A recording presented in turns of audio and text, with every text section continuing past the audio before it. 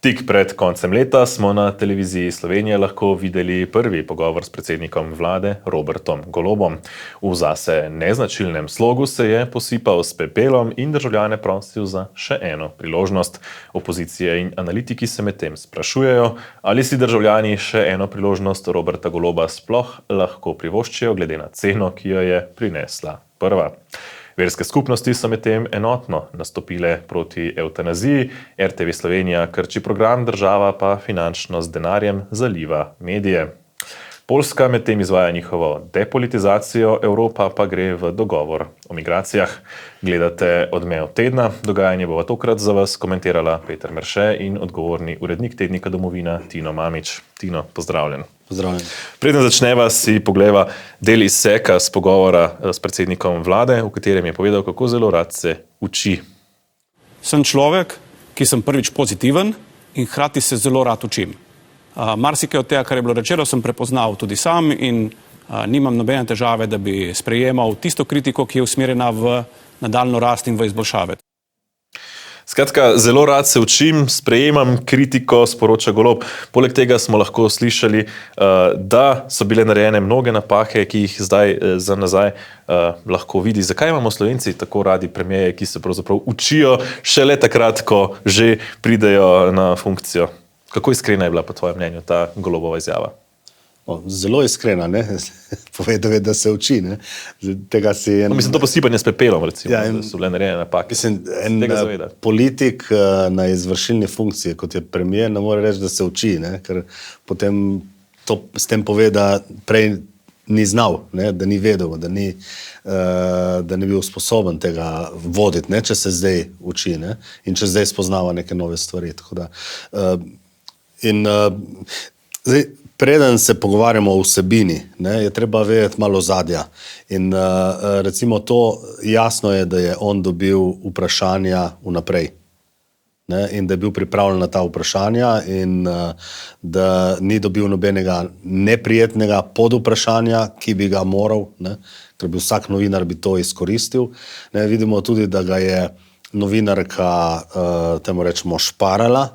Ne, recimo prvih 10 minut sta govorila samo o Evropski uniji, o Bruslu, ne, kar je že itak za Slovence popolnoma nezanimivo. In ona dva, torej novinarka in premier, pa sta hotela s tem pokazati, kako pomemben je, ker se giba v takih krogih. No, mogoče si pogledal še eno izjavo, ki govori prav o tem. Jaz moram reči, da sem imel na nek način osebno srečo, da sem se pridružil Evropskemu svetu ravno takrat, ko je bila energetska draginja ena najpomembnejših, če ne celo najpomembnejša tema v Evropi, in sem takrat lahko stkal zelo pomembne tudi osebne vezi z marsikaterim voditeljem.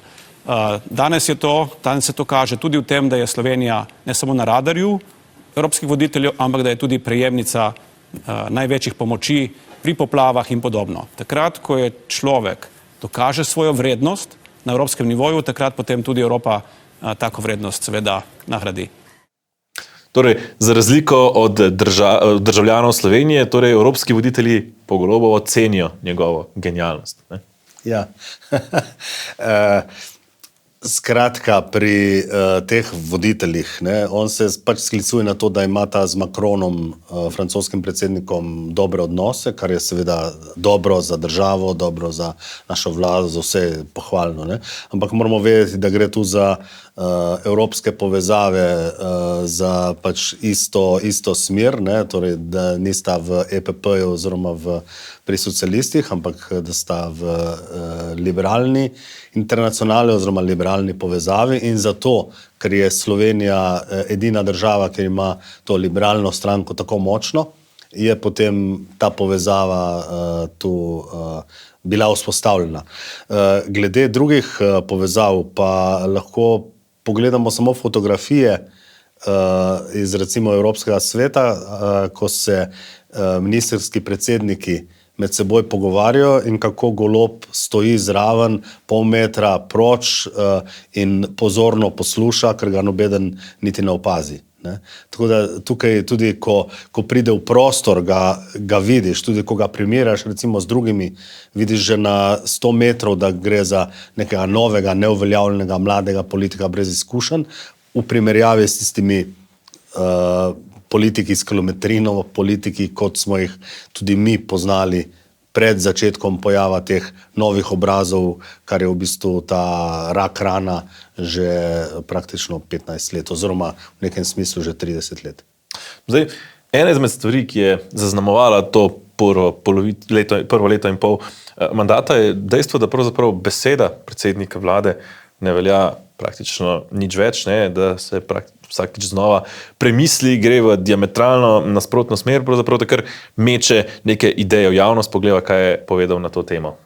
Rad delim svoje razmišljanje z javnostjo. Mogoče v politiki deljenje razmišljanj z javnostjo ni ravno najboljše sprejeto, tudi to mi je, če hočete, ena od lekcij, sem jo razumel, ampak vse razumete, da se razmere spreminjajo. Ko je bil v času referenduma, še nismo ne vedeli, še manj pa utrpeli katastrofalne poplave. Moj predlog za rekonstrukcijo z namenom ožje vlade, da bo bolj učinkovita, je izhajal iz tega, da smo želeli učinkovito koordinirati popoplavno obnovo. Danes jo bomo pač koordinirali na drugi način in mogoče boste presenečeni, da se da določene ukrepe izvesti tudi brez politične rekonstrukcije. Skratka, Robert Golob pravi, da meče ideje v javnost in da javnost tega ne sprejema najbolje, in potem ena izmed teh idej je bila ta rekonstrukcija, ki je tudi javnost in koalicijski partnerji niso sprejeli najbolje, in zdaj pravi, bomo pokazali, kako se da tudi brez rekonstrukcije uspešno vladati. Ne? Ja, to je Janez Janša je lepo povedal, da smo v letu zarečenega kruha, ampak te izjave in ta stališča, ki jih izraža premier Golob, bi si zaslužile še hujšo besedo za to oceno, in sicer gre za neko govorjenje tja v en dan, ne? Govorjenje v zrak, blebetanje v nekem smislu, ne? Bla bla, ne? To je premier bla bla. In na tem primeru, ki ste ga omenili, vsi smo šli na referendum. 2 milijona ljudi je dobilo vabila za referendum, na katerem smo potem z veliko večino ob medijskem stroju, ki je 2 meseca ali 3 mesece mlel vso opozicijo z drugačnimi predlogi, da smo potem sprejeli njegovo idejo, da bo vlada večja. In potem po 8 mesecih reče, da bo treba vlado zmanjšati na še manj, kot je bilo prej. Ne? Kako naj temu rečemo drugega kot bla bla, kot blebetanje? To je premier bla bla. Zdaj, se pa premier hvali, da je iskren, ne? Da zaradi tega, ker je on tako iskren in ljudem ne dela za hrbtom, pogosto dolgo čakamo na nove ministrske kandidate. Poglejva še to. Nikoli ne delam ljudem za hrbtom. Če bi jaz iskal ministra, še preden bi se znano obstoječega, da ga bom menjal, bi pomenil, da sem mu za hrbtom delal in dobesedno mu spodnašal stol. Jaz, ko ugotovim, da nekdo ni kos svoji nalogi, se najprej od njega poslovim, šele naslednji dan začnem iskati zamenjavo. Tak sem, hočem biti iskren. Jaz vam ne morem gledati v oči in se delati, da boste vi ostala, v resnici se pa pogovarjam s 3 ali 4 kandidati, ki vas bojo zamenjali. Imamo torej najbolj iskrenega premierja v zgodovini, ali je to še ena zlaganost? On je v tem intervjuju rekel tudi zase, da je izjemen ali uspešen dober menedžer. In dober menedžer nikoli ne naredi tako, da človeka odpusti in potem začne iskati novega. Nikoli. Ne, tega dober menedžer ne počne, seveda pa tudi ne premier. Zato, ker gre za dobro firme ali pa za dobro države, in zato se je treba te stvari prej dogovoriti in prej začeti iskati, preden daš v javnost. Ne pa tako kot on. On se pač zdaj vleče ven, to je tak izgovor, ki ga je pes na repu prinesel, ne, se reče v narečju temu tako. No, če pa menja ministre, pa sam pravi, da odstopil ne bo in da ni nikoli kršil integritete. Integritete nisem kršil in sploh ne razmišljam o tem, da bi karkoli na to temo izjavil. O odstopu nisem nikoli razmišljal, še več. Bolj, ko se o tem govori, bolj sem motiviran, da nadaljujem s svojim delom. Torej, prva izjava se nanaša na očitke Tatjane Bobnar, ne, da je kršil integriteto in potem tudi preiskavo posledično na protikorupcijske komisije, no, druga pa praktično pravi, da vsaka govorica o njegovem odstopu ga še bolj motivira, da bo ostal do konca. Ja, tako malce otročje obnašanje, ne, tako najstniško, ne, ko mama ti nekaj reče in potem ne bom tega, bom naredil drugo, ne, tako se pač politik ne more obnašati, ne. Ampak pri tej integriteti, ki jo on omenja, tu gre za zelo resno obtožbo, ki jo raziskujejo tudi pač pravosodne organe oziroma določene inštitucije, ki so za to namenjene. Vprašanje je, kam bomo prišli, ampak to, kar se je zgodilo, da je on vplival na Sovo, da je aretacije ruskih vohunov prestavila za 14 dni zaradi razglasitve zmage na referendumu, to je zelo huda obtožba. In zdaj tukaj lahko reče on, da drugi lažejo, ampak ker smo Goloba najdli že tolikokrat na laži, bi težko mu verjeli. Hkrati pa tisti, ki so to napisali, tudi so precej kredibilni, ne, in so se večinoma stvari izkazale za resnične. Ne. To recimo o tem je pisal Požar. Za Požarja lahko rečemo, da recimo, če se damo v kožo najhujšega sovražnika od Požarja, ne, tudi najhujši sovražnik bo moral priznati, da je večino afer bilo resničnih. Ne. Večino, kar napiše, da je resnično. Ne. Tako da tukaj mislim, da je veliko bolj kredibilno, če slišiš nekaj od Požarja, kot od Goloba. No, tudi Tatjana Bobnar je z jasnimi, datumi, citati, konkretnimi izjavami, ne, podkrepila svoje izjave, medtem ko Golob zgor pavšalno zavrača to kot halucinacije. Ne. No, sej, to je v bistvu tudi to, ko sem že v začetku omenil, ta problem intervjuja samega, ne, da je v bistvu en tak PR intervju, temu rečemo v slengu, torej promocijski intervju, ki koristi liku in delu predsednika vlade, je bil narejen tako, da ni bilo pod vprašanja. Tukaj bi moralo slediti pod vprašanje, poglejte, tu je dokaz, torej ali Tatjana Bobnar laže ali lažete vi. Ne? Zato so taki intervjuji, ne zato, da se sadi rožice. No, ne samo, da Golob ne namerava odstopiti, ne, v svojih ciljih ostaja tudi zelo ambiciozen. Smo prvi dan povedali, da pri svojih ciljih ne bomo malenkostni, temveč bomo ambiciozni.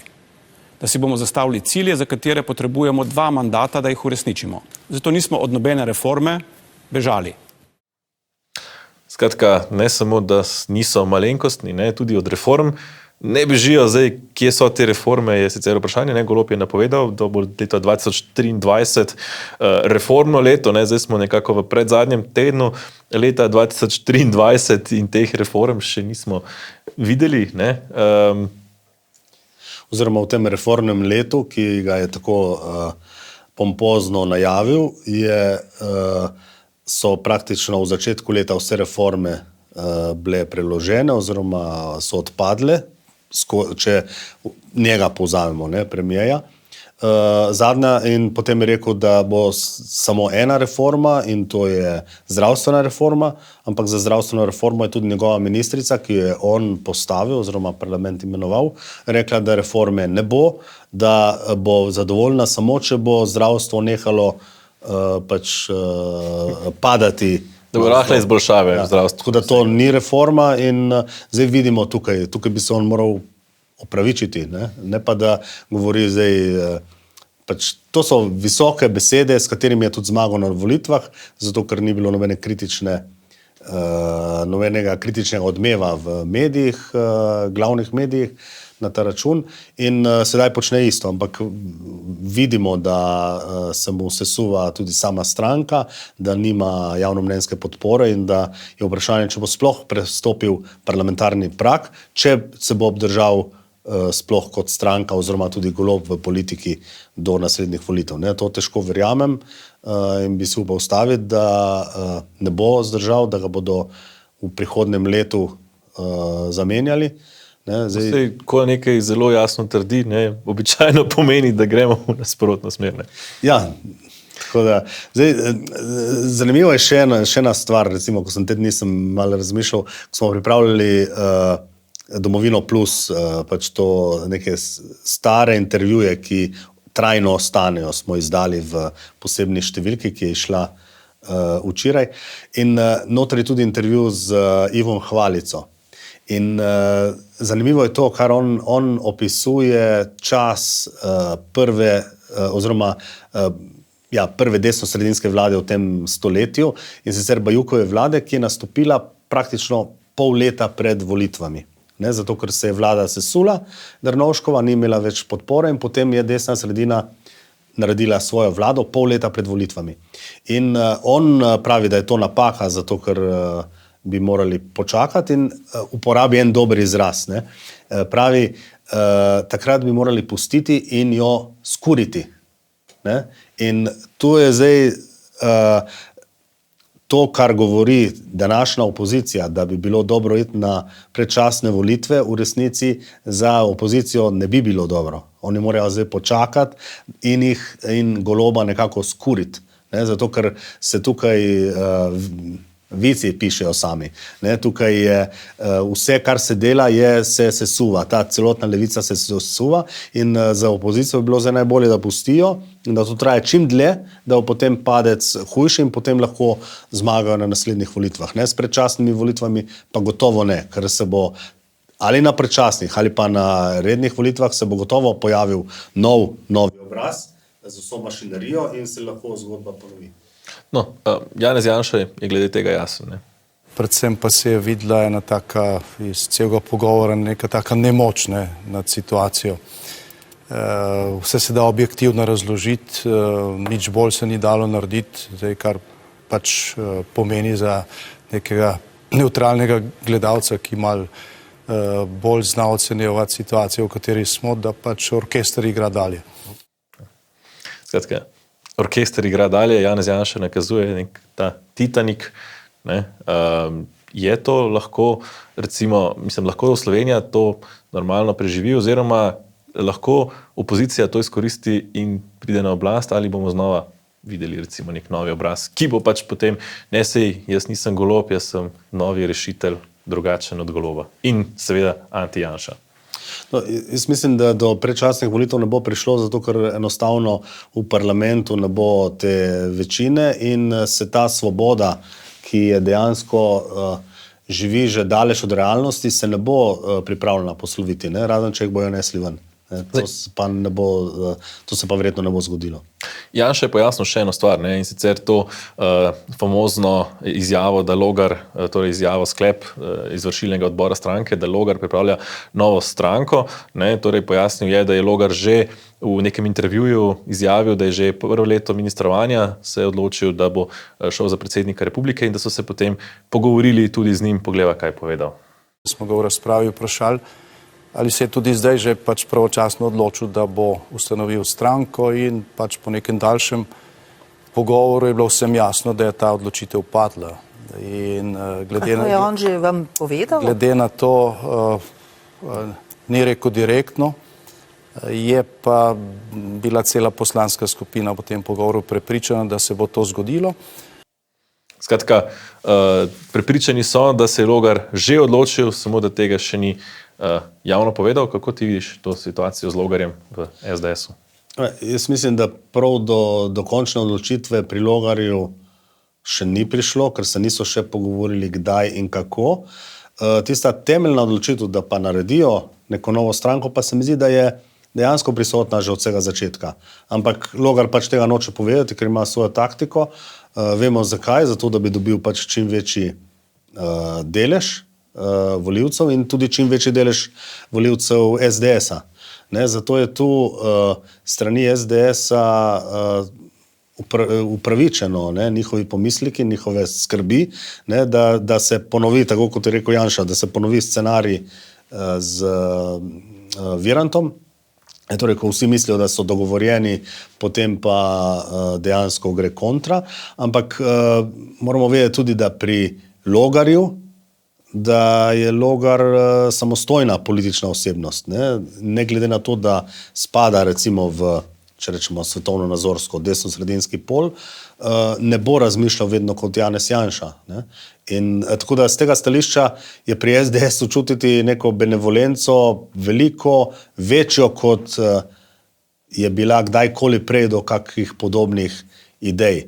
Ne? Tako da tukaj jih kar razumem tudi to njihovo jezo, ne? Ker oni hočejo, da se Logar pač odloči, naredi stranko, zato da bodo oni lahko konsolidirali svoje vrste. Ne? Tako da mislim pa, da do te napovedi ne bo prišlo, ne? Vsaj nekaj časa še ne.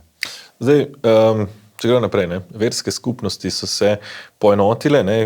In z enotno izjavo vseh 7 relevantnih večjih verskih skupnosti v Sloveniji izrazili nasprotovanje zakonu, ki bi v Sloveniji uzakonil evtanazijo oziroma bolje rečeno medicinsko usmrtitev. Ne? Gre pravzaprav za neke vrste precedens, kakšno težo ima to, da se vse verske skupnosti v Sloveniji poenotijo proti temu predlogu. No, jaz mislim, da je to močno sporočilo, ker imamo vendarle, to so praktično vse verske skupnosti, ne? V Sloveniji, ne? Mogoče kakšna marginalna ni bila zraven, ampak so vse te glavne, torej krščanske vse, torej katoliške, pravoslavne in protestantske, in pa muslimanska, ne? Ki je vedno močnejša. Ja. Dobro, judov pač ni, ne? Tukaj, mislim, jih je toliko malo, da. Ja.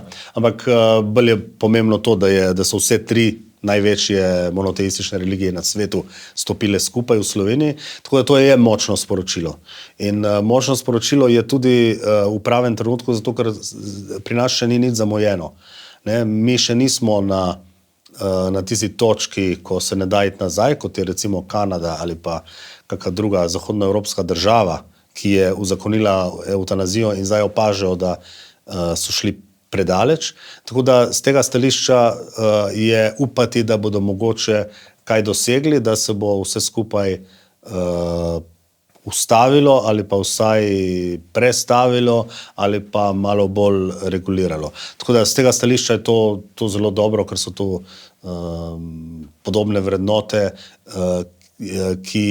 in tudi svet, ki ga dejansko ta zahodna dekadenca in to zahodno levičarstvo na čelu z LGBT ideologijo skuša uničiti. Zdaj, nadaljuje se izsiljevanje RTV Slovenija, ne?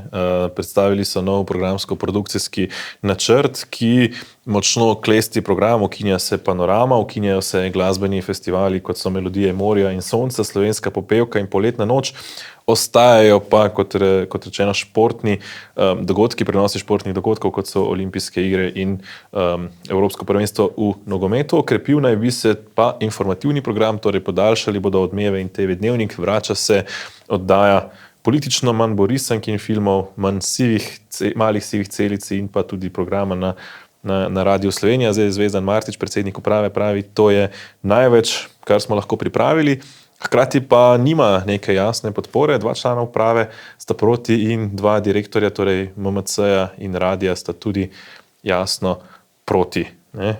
Bo pa hkrati RTV kupoval električne avtomobile, ker mora iti v korak s časom, ker nima denarja sicer za program, ne? In pa nekako zdaj se Martič že pravi, da bo ta denar, ki je napovedan oziroma ki ga bo država dala za program za narodnostne manjšine, ne, porabil za krpanje finančne luknje in plače. No, tu se vidi ta negativna selekcija, ki je tako kot v politiki, tudi v gospodarstvu, in da prihajajo na površje ljudje, ki dejansko ne poznajo stvari, ki niso tako sposobni reševati težav. Ne?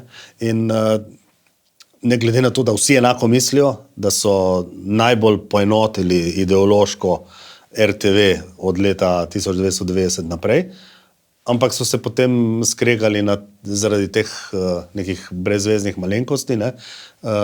Nihče niti ne ve točno zakaj, kar kaže na to nesposobnost. Tudi ta načrt, recimo tako, kot ga na hitro pogledamo, kar je sicer samo To so samo besede, vprašanje, do česa bo sploh prišlo, zato ker imajo oni vedno nekega asa v rokavu ali pokličejo vlado, ki jim nakaže, tako kot jim je zdaj nakazala oziroma dala 15 milijonov evrov za narodne manjšine, ta denar bo pa v bistvu protizakonito porabljen za program. Ampak tukaj mislim, da bi bilo treba čist drugače pristopiti, ne. Mi imamo ogromne porabnike na RTV-ju, o katerih nihče ne govori. Imamo italijanski program 24-urni, imamo italijanski radio 24 ur, imamo italijansko televizijo 24 ur. Imamo, ne vem, neke oddaje o modi za ženske v italijanščini. In zdaj, koliko ljudi gleda to oddajo? V nedeljo dopoldne oddajo v italijanščini o modi v Sloveniji. Mislim, če gleda to oddajo več kot 10 ljudi, pa da pošljem eno buteljko od direktorja televizije. Mogoče samo še to. Zdaj, na drugi strani imamo pa tudi simfonični orkester. Jaz sem sicer zaljubljen v glasbo, imam rad glasbo, ampak RTV in simfonični orkester, če imaš denar, ja, ampak če odpuščaš ljudi, zakaj bi potem simfonični orkester imel? To plačuje Ministrstvo za kulturo, ne pa RTV, ne pa naš prispevek. Zdaj, ne samo RTV, z denarjem se zaliva tudi druge medije. Konkretno 200,000 evrov gre za prihodnje leto za šov Masterchef, za promocijo slovenske hrane.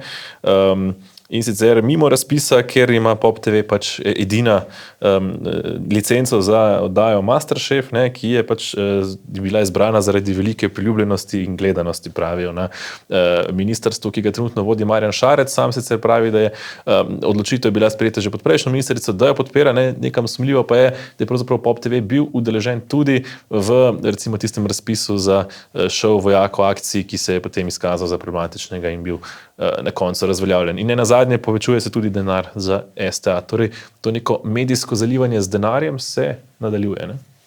Ja, zanimivo, da recimo v državi, kjer se kritizira, da sosednja država, Madžarska konkretno, financira medije v Sloveniji in pač investira v medijski prostor, da je to sporno, ni pa sporno, da slovenska vlada financira tuji mediji v Sloveniji, POP TV, ki je v tuji lasti, z veliko količino denarja, davkoplačevalskega denarja, za stvar, ki je vprašljive vrednosti. In če pomislimo, da je POP TV, njihov informativni program je izrazito provladni, in da potem ta vlada financira ta tuji televizijski program, bi morali zazvoneti vsi alarmi v tej državi. Zanimivo je pa še nekaj, ko pogledamo vsebino, ta kmetija, ali mislite, da bo zaradi vseh teh oglasov, ki bojo za, ne vem, slovenske kmete ali kaj podobnega, da se bo prodalo v trgovini kaj več slovenskega korenčka v nasprotju, v primerjavi z nizozemskim? Ali bo zaradi tega poleti, ali bodo res kupovali Slovenci slovenske paradižnike, ne pa nizozemskih? Jaz mislim, da se to ne bo popolnoma nič spremenilo, da ta oddaja ne bo popolnoma nič pomagala slovenskemu kmetu. In to je tragično. Zdaj, še dve temi bi nakratko pokomentirala. Prva, evropski dogovor o migracijah. Dolgo časa je trajalo, da se je na koncu vendarle zgodil. Evropa namerava celostno urediti področje migracij. S tem prihaja obvezna solidarnost med članicami, torej ali države, ki so manj obremenjene, prevzamejo del migrantov k sebi ali financirajo drugim državam, da to naredijo namesto njih. Potem so novi kriteriji, katere države so odgovorne za azil, pravna pomoč za prosilce za azil in pa tudi preverjanje posameznikov že pred vstopom v Evropsko unijo, ali so sploh do azila upravičeni, ter posledično baza fotografij, baza prstnih odtisov. Skratka, Evropa naj bi nekoliko bolj okrepila nadzor nad migracijami, tiste, ki bi jih pa vendarle spustila, pa potem solidarno ali prisilno solidarno razdelila po državah članicah. Evropska ljudska stranka vidi to kot velik uspeh, da so to dosegli pred volitvami. Kako vidiš ti? No, to so spet lepe besede, ampak v resničnem življenju glede migrantov vlada kaos. Kaotično stanje, ker se ti ljudje sprehajajo mirno od države do države in to ljudje vidijo in to bodo ljudje tudi kaznovali na naslednjih evropskih volitvah. In kaznovali bodo seveda levičarske stranke NPP, ki to podpira. In zdaj v EPP, Evropska ljudska stranka, v strahu je potem pač skušala nekaj narediti, nekaj reda, se pa bojim, da je v tem kaosu, da bo to premalo in da ni na najboljši način to narejeno. Ker bi morali to vendarle bolj strateško narediti, bolj se nasloni tudi recimo na evropske humanitarne organizacije, ki že delujejo v Afriki in njih izdatno financirati, ne pa v bistvu se ukvarjati zdaj s temi migranti, kdo je, kaj je, ker poglejte, če prihajajo migranti in imajo vsi pridejo brez dokumentov in da mi na to pristajamo, jaz mislim, da je s tem nekaj hudo narobe. Če nimaš dokumenta, adijo. Mislim, gledajte, tukaj se ne smemo hecati in jaz se bojim, da bo Evropska ljudska stranka na evropskih volitvah ravno zaradi teh migrantov kaznovana. Zdaj, koliko bo kaznovana, bodo pokazali volitve, ampak kazen je že, tudi v drugih državah se vidi, tako da bomo videli, kaj bo.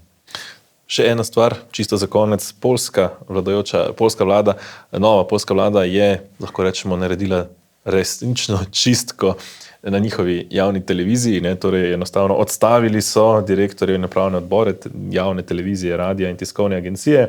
Vodilni v državnih medijih naj bi po njihovo veljali za pristranske do prejšnje vladajoče stranke Zakon in pravičnost, celo poslali so policijo na javno televizijo, da je preprečila vstop dosedanjim voditeljem. Zdaj na drugi strani Zakon in pravičnost zagovarja, da je bilo pravzaprav nekoliko bolj pristransko vodenje javne televizije potrebno, ker so vse ostale televizije naklonjene opoziciji.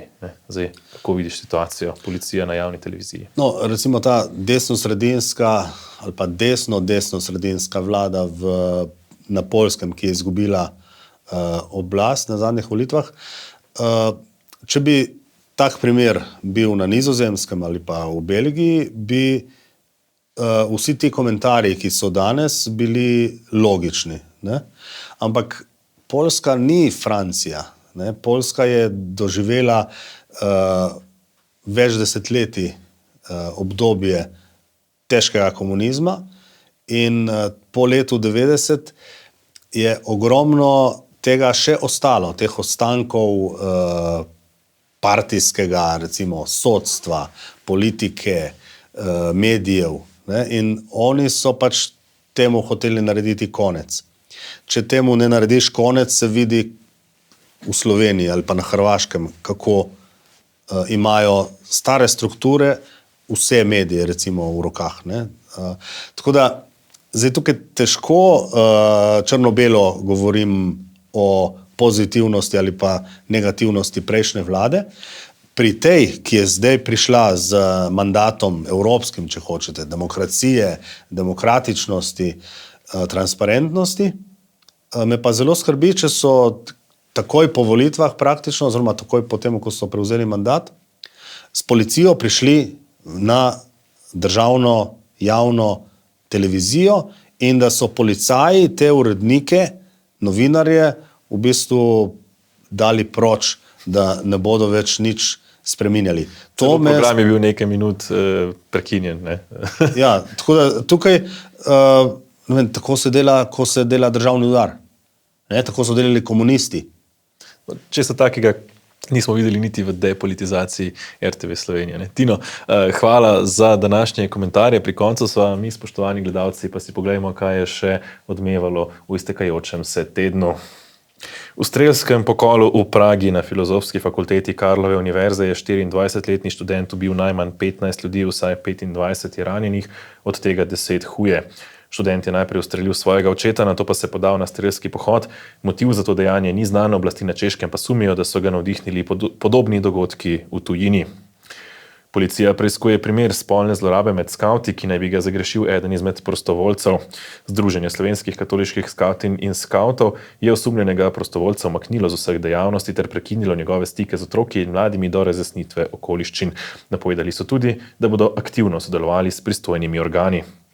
Na slovenskih železnicah je prišlo do hude prometne nesreče. Potniški vlak je blizu Postojne trčil v skupino delavcev, ki so delali na progi. 2 delavca sta na kraju nesreče umrla, še 2 sta huje poškodovana in so ju pripeljali v UKC Ljubljana in splošno bolnišnico Izola. Tako, pri koncu smo. Še več dogodkov in analiz lahko najdete na spletnem portalu domovina.je in v tedniku Domovina, na katerega vas lepo vabimo, da se tudi naročite in s tem podprete neodvisno novinarstvo. Prihodnji teden se bomo podali nekoliko globlje z urednikom portala domovina.je Rokom Čakšem in urednikom ter voditeljem oddaje Faktor na TV3 Aljušem Pertinačem. Se bomo podali v celotno letošnje leto 2024 in pogledali, kaj ob koncu leta še vedno odmeva. No, odmev tedna v svojem klasičnem formatu pa se znova vrača po novem letu, tako da ne zamudite in spremljajte nas še naprej. Če se še niste, se lahko naročite tudi na naš YouTube kanal. No, do takrat pa vesel Božič, vse dobro v novem letu in nasvidenje.